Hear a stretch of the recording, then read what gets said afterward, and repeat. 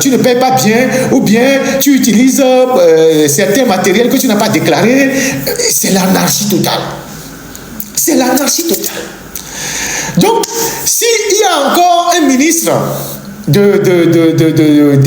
mines et de l'énergie, je pense que ce projet d'électrification des quartiers périphériques de la ville de Lomé, à Kato, Convier, Legbasito, Djagblé, Aveta, je ne sais quoi, voilà, quelqu'un dit Bernard Copé, tout ça, il faut reprendre ces dossiers-là et exiger que on puisse faire le raccordement de nos concitoyens qui sont là-bas et qui n'ont pas l'électricité. Nous sommes quand même à Lomé. Nous sommes dans le Grand Lomé. Vous ne pouvez pas avoir une capitale où vous tirez le courant, vous abandonnez les poteaux et vous partez depuis des années. Même quand les populations font les démarches, ils n'ont pas d'interlocuteur. C'est pas normal. Donc, voilà ce que je voulais dire à propos de ce sujet-là. Donc, voilà le sujet-là. Alors,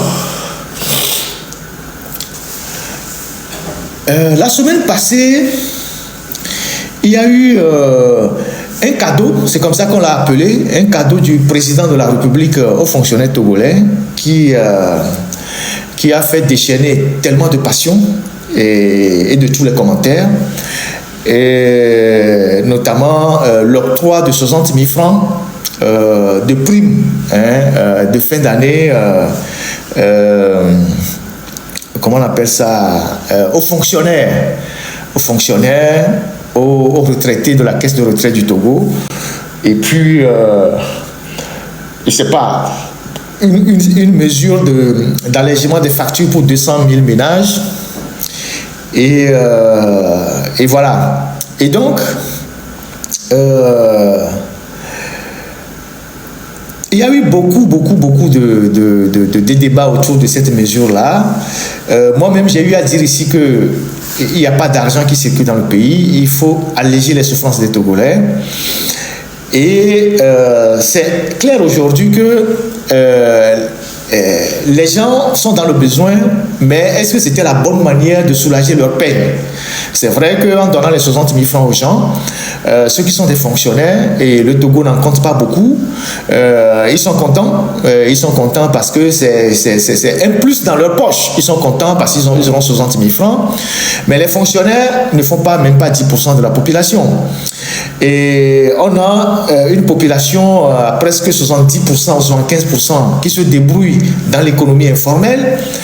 On a des étudiants qui sont dans l'université qui peinent à joindre les deux bouts. On a des retraités aussi qui sont là, qui ne sont pas pris en compte.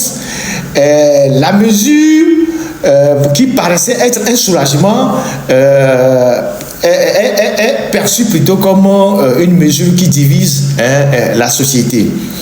Il aurait peut-être été préférable d'agir sur les leviers qui sont les leviers les plus importants pour soulager les peines des populations, notamment une réduction substantielle du carburant, du prix du carburant.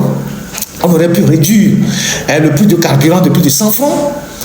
Alors là, on sait que l'effet est immédiat parce que le coût des transports va diminuer substantiellement et donc le prix des denrées alimentaires va chuter également. Ça, c'est une des premières mesures. Une deuxième mesure, on aurait pu diminuer le prix du gaz.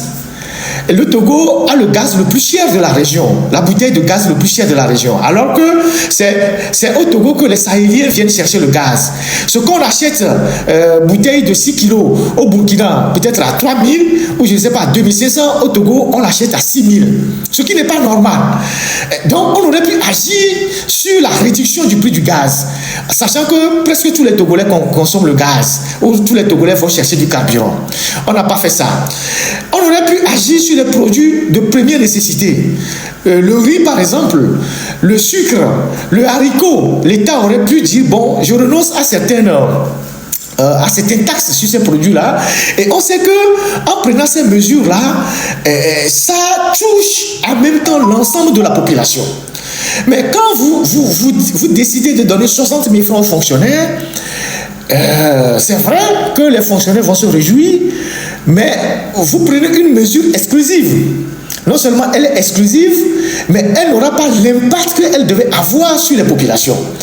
Moi, j'ai eu beaucoup de retraités qui m'ont écrit, notamment les retraités de la Caisse nationale de sécurité, qui, eux, ne sont pas concernés par cette mesure. Parce que, justement, eux, ils ne sont pas des fonctionnaires. Parce que quand on parle de fonctionnaires, c'est ceux qui dépendent exclusivement de l'administration publique, qui sont payés par le Trésor.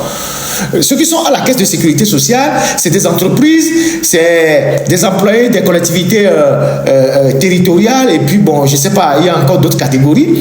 Et donc, tous ces gens-là sont aujourd'hui exclus de cette mesure-là. Donc, je n'ai pas, franchement, je n'ai pas compris, franchement, quel était l'objectif qui était recherché par cette histoire-là. Et vous avez vu, il y a un retraité qui m'a dit, il y a plusieurs retraités qui m'ont écrit, un retraité qui m'a dit qu'il y a la Caisse nationale de sécurité sociale qui prend 8 500 francs comme retraite depuis des années. 8 500 francs. Qu'est-ce qu'il peut faire avec ça, 8 500 francs? Donc, on aurait pu agir sur d'autres leviers pour soulager les peines des populations, et ces leviers-là devaient concerner l'ensemble de la population. On aurait pu même dire à la Caisse nationale de sécurité, qui a investi aujourd'hui beaucoup d'argent dans l'immobilier, dans la bière, dans les hôpitaux, d'augmenter le prix des allocations familiales. Ça fait des années que je dis ça. L'argent que la Caisse de sécurité sociale a aujourd'hui, mais elle en a suffisamment pour augmenter le prix, pour augmenter le coût des allocations familiales. Les allocations familiales sont de 2000 francs. Elles datent des années 70 ou 78. Elle date des années 78, tu sais pas quoi, 2000 francs par enfant, 2000 francs qui sont même difficilement payables. Donc on aurait pu dire à la Caisse de sécurité sociale qui a beaucoup d'argent, qui investit dans l'immobilier, qui investit dans la bière, et dans la brasserie, tout ça, de dire, mais écoutez, soulagez un peu les peines de ceux qui cotisent chez vous. Donc, augmenter le coût des allocations familiales. Au Togo, on peut même dire que chaque enfant peut avoir 10 000 francs de la Caisse de sécurité sociale. Chaque enfant peut avoir 10 000 francs au niveau de la Caisse de sécurité sociale. Avec les milliards sur lesquels ils sont en train de rouler là, ils peuvent donner 10 000 francs par enfant au niveau de la sécurité sociale, par l'allocation familiale. Donc, je pense que la Caisse, selon les dispositions, ne prend que 6 enfants mineurs. Ou je ne sais pas, 6 enfants mineurs. Alors, si vous avez quelqu'un qui a 4 ou 5 enfants, il sait que chaque mois, il a au moins 40 000, 50 000 francs, plus son salaire, mais il pourra certainement vivre. Oui, quelqu'un dit 50 000 francs. Non, moi, je parle du minimum. On peut donner 10 000 francs par enfant, allocation familiale. Parce que la Caisse nationale de sécurité a beaucoup d'argent qui sert à faire d'autres choses, qui vont dans les circuits de corruption, qui sert à enrichir des individus. Mais ceux qui cotisent sont dans des situations assez difficiles. Ceux qui cotisent sont dans des situations assez difficiles. Donc, on aurait pu agir sur l'allocation familiale, on aurait pu agir sur l'électricité en diminuant substantiellement le coût de l'électricité. On aurait pu agir sur le carburant. Même là, actuellement, là, il y a le carburant qui manque dans certaines stations. Depuis hier, il y a le carburant qui manque dans plusieurs stations d'essence. Donc, on aurait pu diminuer ostensiblement le coût de carburant, et une mesure pareille allait impacter l'ensemble de la population. Vous voyez? Mais ils ont préféré distribuer de l'argent, et on n'a pas eu... Maintenant, pour aller plus loin dans l'analyse, on ne nous a pas dit fondamentalement où est-ce qu'on a pris les 8 milliards. Les 8 milliards ont été pris ou ont été prélevés sur quelle ligne budgétaire? Normalement, quand on prend une mesure pareille, c'est le ministre de l'économie et des finances qui devait venir sur les médias pour nous dire voilà sur quelle ligne budgétaire on a pris les 8 milliards, et voilà les incidences que le prélèvement de ces 8 milliards va créer sur... je ne sais pas, sur les finances du pays. Est-ce que les 8 milliards sont le fruit d'un don? Est-ce que c'est quelqu'un qui est quelque part, qui s'est levé un matin et qui a vu que le Togo est un pays qui souffre trop, qui nous a envoyé 8 milliards? Est-ce que c'est Poutine qui nous a envoyé? Est-ce que c'est Joe Biden qui nous a envoyé? Est-ce que c'est Macron qui nous a envoyé? Les 8 milliards sont sortis d'où? Quand on tient à la transparence des finances publiques, on doit expliquer aux populations d'où on a pris les 8 milliards. On nous dit que c'est un don du chef de l'État. D'accord. Bon, c'est un don comment? Ça vient de sa poche? Si c'est le cas, lui, il a trouvé ça où?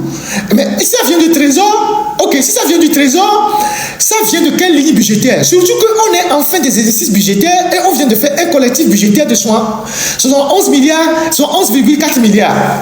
On vient de faire un collectif budgétaire de 11,4 milliards. Donc, les 8 milliards viennent d'où? Et comment est-ce que, si on le prend, comment est-ce qu'on va le récupérer demain? Puisqu'on a passé toute l'année à aller sur le marché régional pour emprunter de l'argent pour payer les salaires. Du coup, on se retrouve du jour au matin, on a 8 milliards comme ça, on distribue aux gens. Ça vient d'où?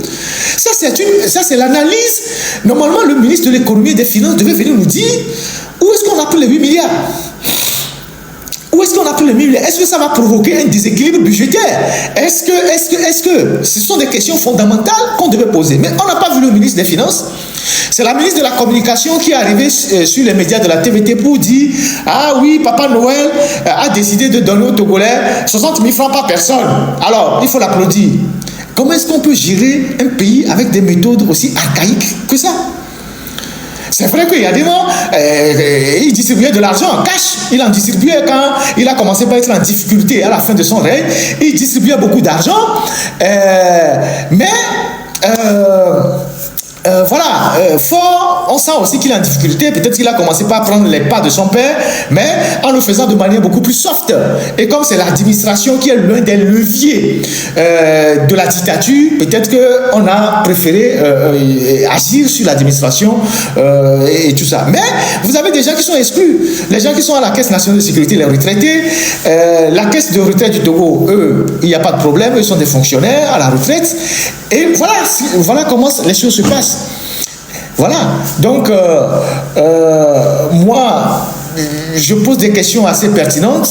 Maintenant, il faut la transparence dans la gestion des affaires publiques. Mais les 60 000 francs là, nous sommes tous d'accord que ça ne servira pas à grand chose.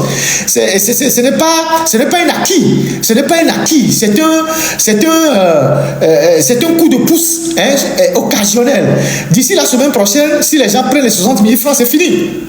C'est fini, on va retomber dans le train-train quotidien, alors qu'on aurait pu privilégier l'augmentation des salaires, ne serait-ce que même si c'est même de 10 000, de 15 000, on sait que c'est un acquis. On aurait pu travailler à relever le SMIC, on aurait pu régler pas mal de problèmes. La baisse du prix du carburant, la baisse du coût de l'électricité, les télécommunications. On aurait pu abaisser le coût des télécommunications qui reviennent excessivement cher aux Togolais. On sait aujourd'hui qu'il y a beaucoup de Togolais qui utilisent Internet, qui utilisent les télécommunications. On aurait pu décider aussi de réduire le coût des télécommunications. Parce que les télécommunications, c'est quoi? C'est du vent qu'on nous vend depuis, qu'on se fait des milliards sur le dos des populations. On aurait pu diminuer le coût des télécommunications. Internet, tout comme le coût de la communication. Donc, c'est sur ces leviers-là qu'il fallait agir pour véritablement impacter la population, diminuer le prix du riz, de l'huile, du haricot et tout ça. C'est ce que les gens mangent quotidiennement. Donc, faciliter le transport interurbain en diminuant le coût de carburant. Comme ça, les gens vont acheminer la production agricole des zones de production vers les zones de consommation à moins de frais. Et donc, ça va agir sur le coût final de la vente au marché. Mais bon, on a préféré distribuer de l'argent comme des cacahuètes. Voilà. En tout cas, bon... Quand tu en dis encore un peu trop, les gens vont dire « Ah, qu'est-ce que vous voulez? Vous avez dit que l'argent ne circule pas. Le président a dit que je distribue l'argent, maintenant vous contestez. » C'est ce que les gens qui ont les cerveaux éteints vont dire. C'est ce que les gens qui ont le cerveau éteint vont dire. Alors que le problème est plus profond que ça. C'est une problématique de gestion d'un pays et donc des finances publiques. Donc on ne peut pas sortir de l'argent comme ça pour distribuer aux gens en disant le président a eu pitié de vous et puis un matin il s'est levé et puis il a débloqué 8 milliards sous son matelas et puis il a dit monsieur le ministre des Finances, j'aime bien les Togolais, j'ai écouté leur cri de cœur, j'ai de l'argent en réserve, je te donne 8 milliards, va distribuer ça à tous les Togolais pour qu'ils fassent la fête. Ça n'a pas de sens. Donc voilà ce que je voulais ajouter par rapport à cette histoire de 8 milliards qui sont distribués aux Togolais. Autre chose, dans la suite de la distribution de ces 8 milliards, vous savez que nous sommes en fin d'année, et quand on est en fin d'année, toutes les sociétés, y compris dans le privé ou les sociétés d'État, ils font les gratifications. Ils font ce qu'ils appellent les étreintes de fin d'année. Ils organisent les conseils d'administration de la fin d'année. Ils se partagent les sous entre eux. Et alors que nous sommes en difficulté financière dans le pays, qu'on traverse toutes les difficultés, j'ai parlé 1001 fois ici de la mauvaise gestion, de la gestion catastrophique qui se déroule à l'EPAM. Ça fait pratiquement 1 an que je parle de l'EPAM, de la gestion catastrophique, mafieuse, qui se passe aux établissements publics de gestion, aux établissements de gestion des marchés publics au Togo, dont le président du conseil d'administration, donc le PCA, est le ministre de l'administration territoriale et la DG, une commissaire divisionnaire de police, et toute la clique qui se réunit là-bas. Alors que nos marchés sont sales. Nous sommes en fin d'année. Si vous allez aujourd'hui dans les marchés au Togo, vous allez voir dans quel état les marchés sont. Les marchés de Agbadahonou, le grand marché même, à Tikodi, tous les marchés qui relèvent de la gestion de l'EPAM. Le marché de Tranaoue avec la retenue d'eau. Vous allez voir comment ces marchés sont excessivement sales. C'est des marchés qui sont sales. Et nos mamans viennent au marché et travaillent dans des conditions difficiles. Mais des gens qu'on a détachés de l'administration pour venir gérer ces marchés-là, ils deviennent des millionnaires. Et ils se partagent l'argent, comme quelqu'un le dit, comme des cow-boys. Pour eux, c'est de l'argent. Ils ne sont même pas capables d'améliorer les conditions dans lesquelles les femmes travaillent, de construire des toilettes, de construire des marchés modernes. Ils ne font rien. Ils attendent juste la fin de l'année pour se partager la manne qu'ils prennent à travers les tickets. Alors le mercredi dernier, donc le mercredi c'est quoi? Aujourd'hui on est le 29. Aujourd'hui on est le 29. Le mercredi c'était quoi? En tout cas avant le mercredi, ou bien c'était après le mercredi, il y a une réunion, il y a eu le conseil d'administration de l'EPAM. Ils ont tenu 3 réunions. Généralement, le conseil d'administration, ils ont tenu 3 réunions en un seul jour, dans les locaux du ministère, de la salle de conférence du ministère de l'administration territoriale. Et normalement, ils tiennent les réunions différentes. Une première réunion, donc c'est un conseil d'administration. Une deuxième réunion, deuxième conseil d'administration. Troisième conseil d'administration. Là, ils ont tenu une seule réunion, mais en 3 volets. Et c'est la réunion du conseil d'administration. Et à cette réunion, il y avait le président du conseil d'administration, donc le ministre de l'administration territoriale, le représentant du ministre, il y avait le ministre du commerce, il y avait le ministre du commerce qui est membre du conseil d'administration. C'était le 24, oui, le conseil d'administration. Il y a la ministre du commerce qui était là. Il y a comment appelle-t-on? Il y a comment appelle ça là? La gouverneure du Grand Lomé là, je ne sais pas comment on appelle, du district du Grand Lomé qui était là. Et les 3 sujets qu'ils ont abordés au cours de ces 3 réunions du conseil d'administration, le premier sujet c'est le conseil pour l'adoption du budget. Donc le budget, l'adoption du budget. Ensuite, il y a eu le conseil pour l'arrêt des comptes, donc l'arrêt des comptes pour l'année qui est en train de finir. Et puis, 3e point, la validation du budget et la signature de l'exécution du budget 2025. Alors, je vous avais dit par le passé combien ces gens-là perçoivent à chaque fois qu'ils se réunissent. Combien ils perçoivent à chaque fois qu'ils se réunissent. À chaque fois qu'ils font des réunions du conseil d'administration, c'est beaucoup d'argent qu'ils se partagent. Alors que les marchés sont dans la poubelle, les marchés sont dans les dépotoirs. Et ça, j'interpelle exclusivement M. Fogna Singbe pour qu'il puisse arrêter cette hémorragie-là. On ne peut pas accepter que dans un pays, des gens qui sont des fonctionnaires, qu'on a détachés de la fonction publique pour aller gérer un certain nombre de secteurs, ils viennent, ils s'enrichissent au détriment même de l'amélioration des conditions de ceux qui sont dans le secteur. Si vous allez dans nos marchés aujourd'hui, c'est des poubelles, c'est des dépotoirs. Pendant ce temps, ceux qui collectent les tickets dans les marchés, ils deviennent des petits millionnaires. Ils font des réalisations partout. Je vais vous dire tout à l'heure combien chacun de ces éléments qui étaient à cette réunion ont perçu, en plus de leur salaire de la fonction publique, ce qu'ils ont perçu au cours de cette réunion. Je prends le ministre de l'administration territoriale. Comme ils ont fait 3 conseils d'administration en une seule réunion, on a multiplié les primes par 3. Donc ce que je vais vous dire là, vous allez multiplier ça par 3. Donc, le président du conseil d'administration, c'est le ministre de l'administration territoriale. Monsieur, comment on appelle ça? Monsieur, le colonel,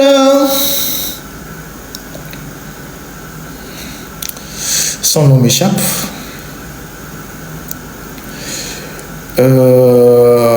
Le colonel Awate, voilà, président du conseil d'administration.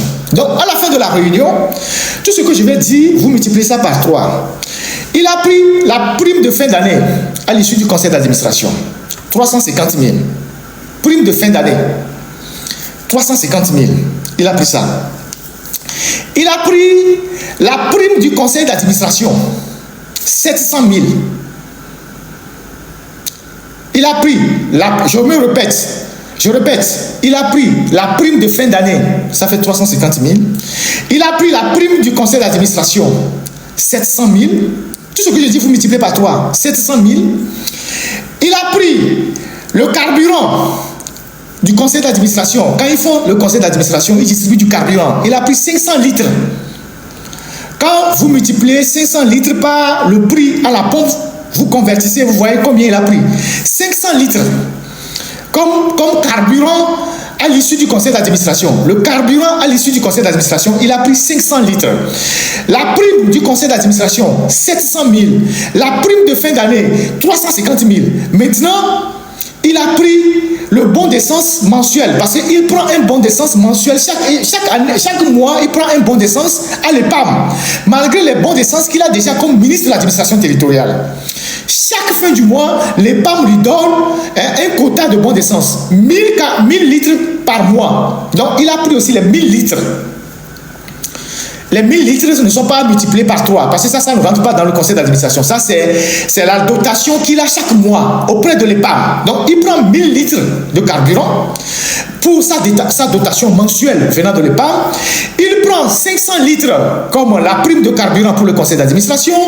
Il prend 350 000 francs comme prime de fin d'année et il prend 700 000 francs comme prime de conseil d'administration. Vous multipliez, à l'exception du carburant mensuel, vous multipliez tout ça par 3 parce qu'ils ont fait 3 sujets au conseil d'administration. C'est ce qu'il a pris. Est-ce que, monsieur le président, est-ce que vous trouvez que c'est normal que des gens qui ont déjà leur salaire de ministre, de fonctionnaire, viennent s'enrichir sur le dos des femmes au grand marché comme ça? Parce que l'argent qu'ils sont en train de distribuer là, c'est l'argent des tickets qu'ils prennent au grand marché, dans tous les marchés. C'est l'argent des tickets qu'ils prennent, qui se partagent comme ça. Voilà ce que le président du conseil d'administration a pris. C'est lui le PCA, le ministre de l'administration territoriale. La DG de l'EPAM, qui est commissaire divisionnaire, police et tout ça, voilà ce qu'elle a pris. Prime de budget. Prime de budget. Vous voyez comment ils inventent les histoires, prime de budget. Alors qu'elle est détachée pour aller travailler au marché. Et elle est payée pour ça. Mais ils s'inventent des primes. Donc quand ils élaborent le budget à l'EPAM, ils prennent des primes pour ça. Alors qu'elle a déjà un salaire à l'EPAM, plus son salaire de commissaire de la fonction publique. Donc prime de budget, elle a pris 150 000. Prime de budget, 150 000. Elle a pris. Prime de fin d'année, 300 000. Bon, le ministre prend 350 000, la DG prend 300 000. Prime de fin d'année, 300 000. Prime du conseil d'administration. La DG prend aussi la prime du conseil d'administration, 500 000, plus 200 litres de carburant. Prime du conseil d'administration, 200 000, plus 200 litres, 500 000 plutôt, plus 200 litres de carburant. Maintenant, elle a son propre salaire de DG de l'EPAM, 750 000. C'est sans compter son salaire de commissaire. Elle a son salaire de DG de l'EPAM, 750 000. 750 000 DG de l'EPAM. Donc, elle a 400 litres de carburant mensuel. 400 litres de carburant mensuel. Donc, au cours de ce conseil d'administration, elle a pris tout ce que je viens de dire là, multiplié par 3. Donc, je résume pour la DG. J'avais résumé tout à l'heure pour le ministre. La DG, elle a pris prime de budget 150 000, donc multiplié par 3. Elle a pris prime de fin d'année 300 000. Bon, ça, ce n'est pas multiplié par 3. Elle a pris prime de conseil d'administration 500 000 plus 200 litres de carburant. Son salaire 750 000 plus 400 litres de carburant. Plus son salaire de commissaire de police. En sachant que quand elle est dans le marché, elle a des réseaux d'influence, tout le monde vient lui faire des cadeaux, elles ont loué des boutiques à des gens qui viennent leur donner des bacs chiches et tout ça. Monsieur Fogna Singbe, est-ce que vous trouvez ça normal? Est-ce que c'est vous qui autorisez ces genres de pratiques dans un pays où des gens prélèvent des tickets dans le marché, au lieu de construire le marché, de faire des routes, de paver les rues dans les marchés, se partagent l'argent chaque fin d'année dans des bureaux de l'administration comme des cow-boys? Est-ce que vous trouvez ça normal? Allez au grand marché pour voir dans quelles conditions nos mamans vendent. Quand il pleut, c'est la boue. Il n'y a pas d'électricité. Il n'y a pas de toilettes. Les gens sont là partout. Tout est sale. Voilà comment les gens se partagent l'argent. Donc, c'est ce que la DG a eu. La DG a eu comme prime au cours de ce conseil d'administration. L'agent comptable. L'agent comptable, c'est un employé du Trésor qu'on a détaché auprès de l'EPAM. Donc, l'agent comptable a conservé son salaire de l'agent comptable au Trésor. Et maintenant, l'agent comptable a aussi ses avantages au niveau du conseil d'administration. Alors, l'agent comptable prend quoi? L'agent comptable prend prime de budget, 120 000. Prime de budget, parce qu'elle a participé à élaborer le budget. Comme si elle n'était pas déjà payée pour le faire, ils prennent une prime d'élaboration du budget, 120 000. Il a pris prime de fin d'année, 150 000. L'agent comptable, prime de fin d'année, 150 000. Prime de conseil d'administration, 300 000. Plus 300 litres de carburant. Plus 300 litres de carburant. Prime au niveau du conseil d'administration, 300 000 plus 300 litres de carburant. C'est ce que l'agent comptable a pris. Donc, en dehors de ces figures que je viens de citer, il y a le représentant du ministre, il y a la ministre du Commerce qui était là, qui a pris aussi sa part dans les détails, dans les mêmes proportions. Il y a la gouverneure du grand district de Lomé qui aussi était là, qui a pris aussi sa part. Il y a le représentant du ministre des Finances qui a aussi pris sa part. Et puis après, il y a d'autres qui n'ont pas assisté au conseil d'administration, mais qui aussi ont eu des primes de gratification annuelles, notamment le DG adjoint, les chefs de division et les chefs et les agents qui sont sur le terrain. Voilà comment l'argent qu'on collecte au grand marché de Lomé est géré. Après, ils s'offrent aussi beaucoup de choses en nature. Ils se partagent des cartons de vin, des cartons de whisky, des cartons de canettes sucreries comme bière. Et le ministre, c'est l'EPAM. Malgré que le ministre a sa propre dotation ministère, c'est l'EPAM qui remplit le frigo du ministre de l'administration territoriale. Quand le ministre de l'administration territoriale a des besoins, c'est l'EPAM qui vient remplir son frigo. S'il veut manger aujourd'hui du caviar, c'est l'EPAM qui achète. S'il veut manger du saumon fumé, c'est l'EPAM qui achète. S'il veut manger ci, c'est l'EPAM qui achète. Où est-ce que l'EPAM prend l'argent? C'est l'argent des tickets qu'on prend dans les grands marchés en bousculant nos mamans, nos soeurs et nos frères au grand marché. Monsieur Fogna Singbe, vous trouvez ça normal? Vous trouvez ça normal? Que nos marchés soient dans des poubelles, que nos marchés soient comme des dépotoirs, que nos marchés soient impraticables, que nos mamans vivent dans des conditions exécrables dans les marchés. Et ceux qui ont la gestion de ces marchés-là s'enrichissent sur le dos des populations. Vous trouvez ça normal? C'est ce qu'ils se sont partagés cette semaine. Donc eux, pour eux, la vie est belle. Hein? La fête là, elle est très belle à leur niveau. Ils ont tout pour faire la fête. Sans oublier toutes les voitures de luxe qu'ils achètent là-bas. Ils achètent des voitures de 27 millions, de 40 millions à Sifao pour des gens qui sont des fonctionnaires.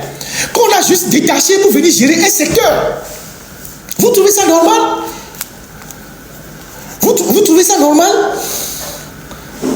Donc, si vous êtes vraiment engagé à lutter contre la corruption au Togo ou à mettre de l'ordre, il faut mettre fin à ces genres de pratiques là-bas. Ça fait...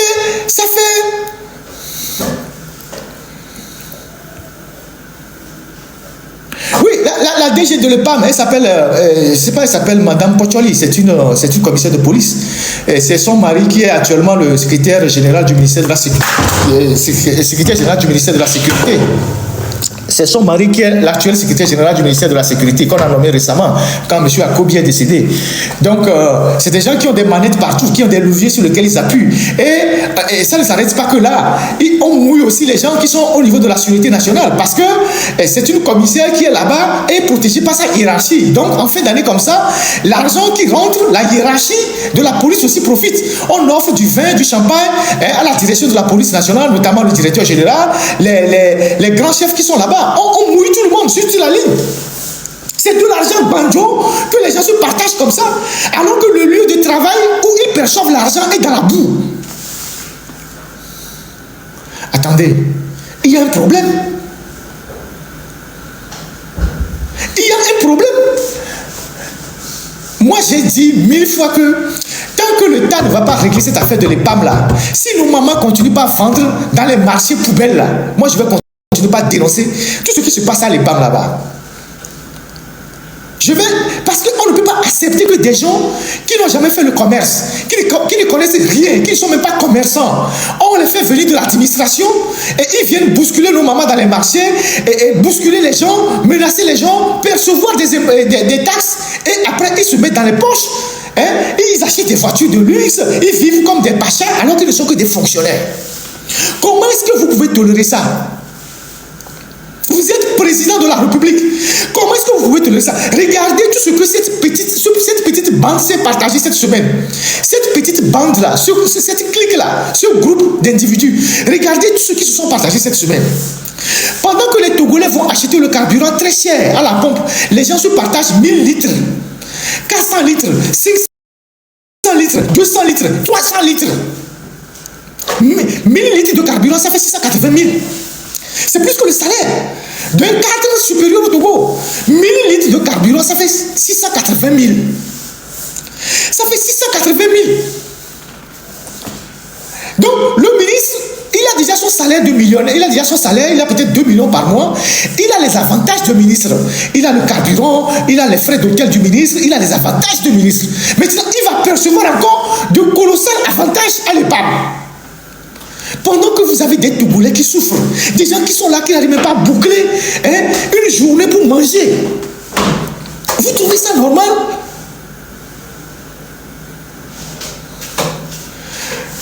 Ouais, mon frère, je suis très fatigué aujourd'hui.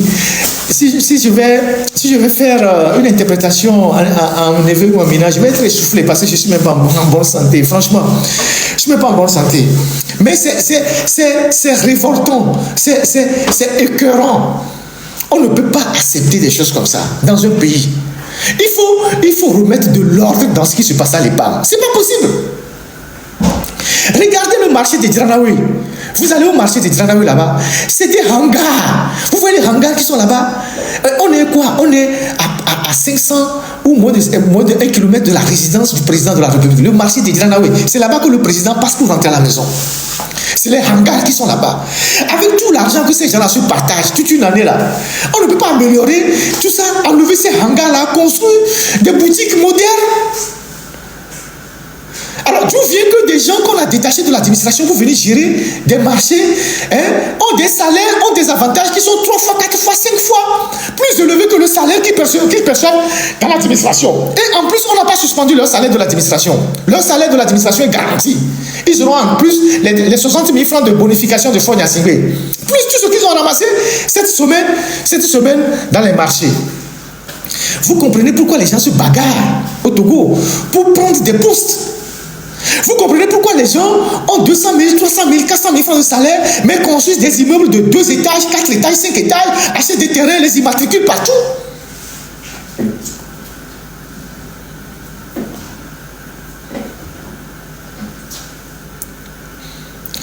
Donc, voilà ce que moi je voulais dire sur cette histoire, l'argent que les responsables de l'EPAM et les ministres en question se sont partagés cette semaine en ce conseil d'administration qu'ils ont fait en 3 points. En 3 points que je viens de lister. Donc, c'est pour ça que moi je plaide pour qu'on intègre réellement les femmes. Ils ont mis une femme dedans qui leur sert de couverture, que c'est une femme qui est au marché de Diranaoui, c'est une complice de leur magouille. Une femme, je ne sais même pas qui elle est, elle aussi, elle a pris de l'argent. Elle a pris de l'argent. C'est pour ça que je plaide que les femmes s'organisent pour prendre le contrôle de l'EPAM. Ce sont les femmes qui sont majoritairement dans notre marché. Même si tu dois avoir un fonctionnaire, ça ne peut être peut-être qu'un comptable qu'on dépêche du trésor. Mais que les PAM soient dirigées par les femmes, qui sont celles qui sont au marché, qui gèrent le marché.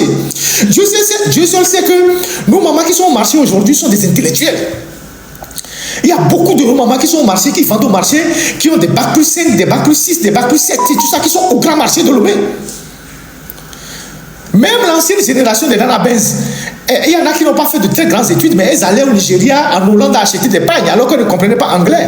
Donc, nous avons des femmes de qualité et des hommes de qualité qui sont au marché aujourd'hui, qui peuvent prendre le contrôle de cette structure-là et la gérer, à défaut de les remettre à la mairie. On a refusé de remettre les PAM à la mairie de Golf 4, parce que bon, on ne voulait pas que ça tombe dans l'escarcelle de la mairie de Golf 4, parce qu'il y a beaucoup d'argent qu'on veut gérer là-bas. Mais on a pris ça, voilà ce qu'on est en train d'en faire.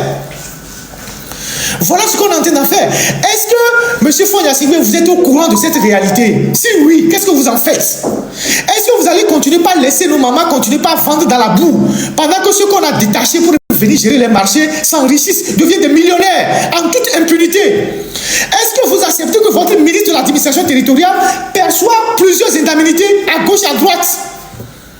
Il a aussi son argent de retraité de FAT. Il a l'argent de... Puisqu'il est à la retraite au niveau des FAT. Donc, il a l'argent des FAT. Et je rappelle que le ministre de l'administration territoriale il est toujours le préfet d'Agoué. Parce qu'on ne l'a jamais remplacé. Il est toujours le préfet d'Agoué. Il est le ministre de l'administration territoriale. Il est un officier à la retraite. Donc, il cumule tout ça. Donc, il prend son argent de retraite de colonel des FAT, il prend toujours peut-être son argent de préfet avec les indemnités de préfet, il prend l'argent de ministre, avec tous les avantages du ministre de l'administration territoriale, et maintenant, il prend les indemnités au niveau de l'EPAM. Mais il n'y a pas d'autres Togolais, même dans UNIR là, il n'y a pas des gens, même dans UNIR là, même dans votre UNIR là, il n'y a pas quelqu'un pour gérer ça?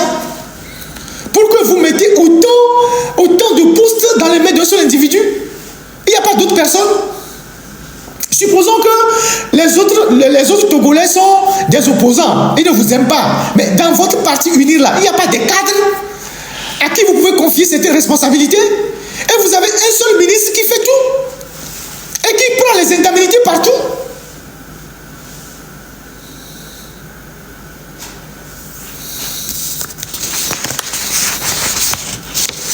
Voilà ce que je voulais dire sur la fête au niveau des responsables de l'EPAM. J'espère que maintenant qu'ils ont les poches très pleines, ils vont bien faire la fête de fin d'année pendant que les Togolais, eux, ils souffrent. Les Togolais, eux, ils savent pas quoi faire. Et puis, en janvier, là, ils se sont partagés les primes de fin d'année. En janvier, ils vont partager 27 millions entre eux à l'EPAM. Ils appellent ça prime d'incitation. Janvier, ils vont se partager 27 millions, ils vont débloquer 27 millions et se partager. Ils appellent ça prime d'incitation. C'est-à-dire qu'ils ont inventé des expressions. En janvier, déjà vers le 10 janvier, ils vont se partager 27 millions, qu'ils appellent ça prime d'incitation. Ils vont débloquer 27 millions, chacun a une quote-part, ils appellent ça prime d'incitation. Dans un pays. Et tout ça, ça provient de l'argent des tickets dans les marchés. Pendant ce temps, les marchés sont dans le dépotoir. Les rues ne sont pas bitumées, les rues ne sont pas pavées, il n'y a pas de toilettes. Les gens n'ont pas des endroits où il faut vendre. Les gens sont sous le soleil.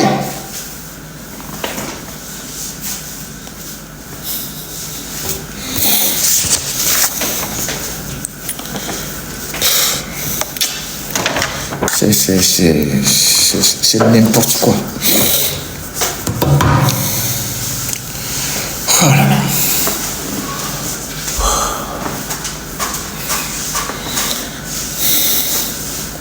Oui, les PAM a beaucoup d'argent. Les PAM a énormément d'argent. Les PAM a des DAT qui, avec des DAT, les PAM a énormément d'argent. Les PAM a beaucoup d'argent. Les PAM a beaucoup d'argent.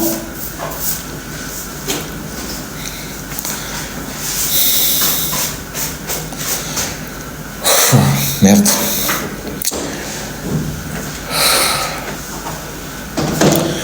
On va parler du MCC.